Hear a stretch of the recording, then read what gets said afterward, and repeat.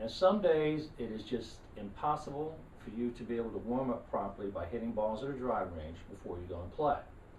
So what happens is you get to the course late, put your shoes on, grab your bag, go to the starter's window, head off to the first tee, and then you'll start doing stuff. I see guys doing this one, I see guys doing this stretch.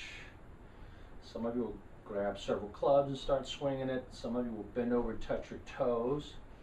And all that's great if you're getting ready to perform Swan Lake. But if you're not a ballerina, none of those things stretch your golf-specific muscles or golf-specific connective tissue. Now, when you don't have the opportunity to warm up, your range of motion issues are always going to be here at the top of your takeaway, and then over here at the end of the follow-through. That's where you lose your range of motion by not warming up properly. So I'm going to show you a drill that you can do on the first tee, and even as you start to play for the first couple holes, that you'll be able to do without interfering with your partner's golf swings. It's going to be silent, so you're not going to bother anybody. And it's actually going to warm up your connective tissue, your muscles. It's going to give you some range of motion. So in order to do that, you actually have to perform something that looks like a golf swing. So here's what you're going to need. You're going to need your driver, and you're going to need your 3-wood. And you need to keep the club head covers on for this drill. Now watch this video all the way through before you try to do this. First, I'm going to show you how to do this, how to do it properly, and then I'm going to talk to you about things you may already be doing that are detrimental to your swing. So you need to understand that some of the stuff you've been doing is not necessarily helping you. Okay, 3-wood driver, put your 3-wood on top of the driver, like so. Put the grip on top of the driver also. You do not need to grip this tightly. You want to have a soft grip. Now anytime you're stretching something, something has to be still, something has to be moving. What's going to be still in this exercise is your hips. That's why I've got a card on my belt buckle here. I can see myself in this mirror.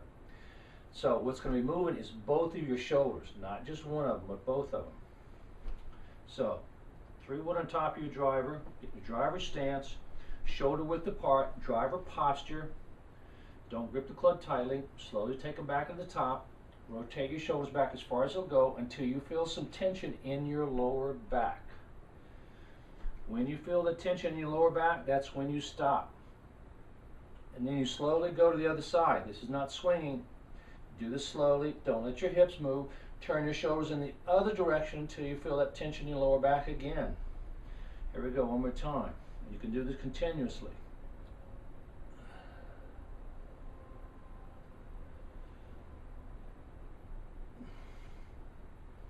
Each time you're going up here, each time you're hitting that part where it's tight, you are actually stretching it. And every time you do this, you'll go a little bit farther. Now eventually you want to be able to do this drill 15 times. But if you're playing, you're not probably going to be able to do this 15 times in a row. So here is how you can do this while you're playing, not interfere with your playing partners, and still hit your shots accurately at the beginning of your round. Okay, so you're on the first tee. You may only have time to do this drill 2 or 3 times. You may only have time to do it twice. If that's the case, okay. Let's say you're on the par 4. Some of you will normally take a really fast practice swing before you hit the ball thinking that's going to help you. It doesn't. That's not good. So instead of taking a real fast practice swing, and let's say you normally start up here, just go 3/4. Go right here, take 2 practice swings from there. Then hit your drive with that 3/4 swing. Why?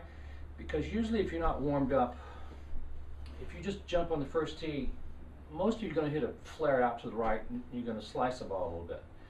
By doing this drill and by doing these 2 3/4 practice swings, and then hit the ball with your 3/4 swing, you're probably going to hit the ball more accurately. And most of you will not lose any distance. You'll probably hit the ball just as far, if not farther, than you normally do with your full swing.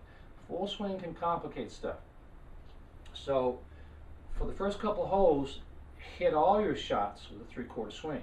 Okay, so let's say now you hit your drive. Get your club head cover back on the driver. Don't put the driver and 3-wood back in the bag. As soon as you get to the next shot, I'm assuming it's not going to be your shot, but let's say you get to your cart partner shot. As soon as you get out of the cart, start doing your drills again while he's getting ready to hit his shot. Ideally, if you can stand behind him, it's less distracting.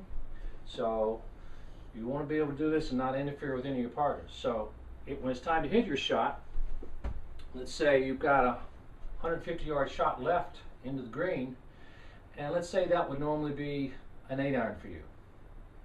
Instead of pulling out your 8-iron, take an extra club. Pull out your 7-iron, and after you do your stretches, as many as you can, take 2 practice swings, 3/4 swing with your 7-iron.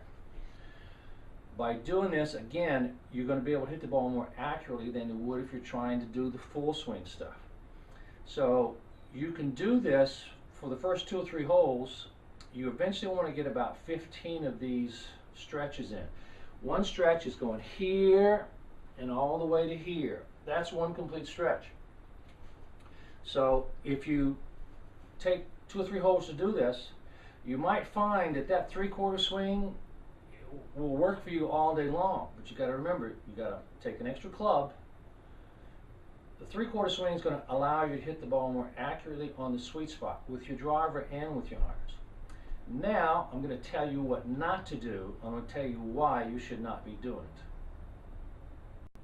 Now, before I get into telling you what you should not do, you can actually do this drill anywhere you are and you don't need any clubs. Get in a driver stance, put your hands across your shoulders. It helps if you can see what's happening with your hips, because you may not think your hips are moving and they may be taking off on you. So I'm going to get this card, put it back under my belt so I can see this. Okay, get in a driver stance, get your driver posture, put your hands across your shoulders like this. Do this number here. It's not as effective as doing it with the driver and 3-wood, but it can still get some things done for you. Now, if you're doing this correctly, your head's going to stay still, your shoulders rotate around your head. Another thing you do not want to do is you don't, even with your driver and 3-wood, you don't want to get your front shoulder over your back foot. That's using the wrong muscles for this. And we're going to get into the takeaway stuff later. But that's you using your abs and it's pulling this over here. If you're doing this correctly, you're using the rhomboids in between your shoulder blades. And when you're taking your shoulder back this way, you're using your right rhomboid to pull this back. When you go on this side, you're using the left rhomboid. So don't do that. All right, driver posture, driver stance. Hold your hips still, hold your head still.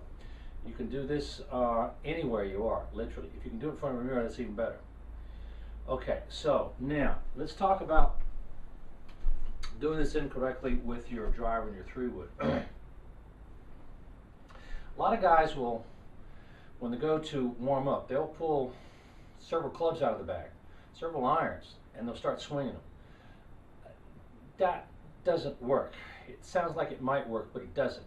Not only does it not work, it's detrimental to your swing and your swing speed. Scientists have already done this study. They've measured swing speeds for baseball batters and for golfers before, and then they'll let them do the 3 bats or 3 golf clubs and swing that, and then they'll measure their swing speed after, and they lose swing speed. And you're losing it because all that extra stuff, that's consuming your energy. It's draining. It's not getting you up. So you don't want to lose your energy before you get started. Now, you don't want to swing these 2 guys, period. This is a stretch. So if you're supposed to be going at this speed,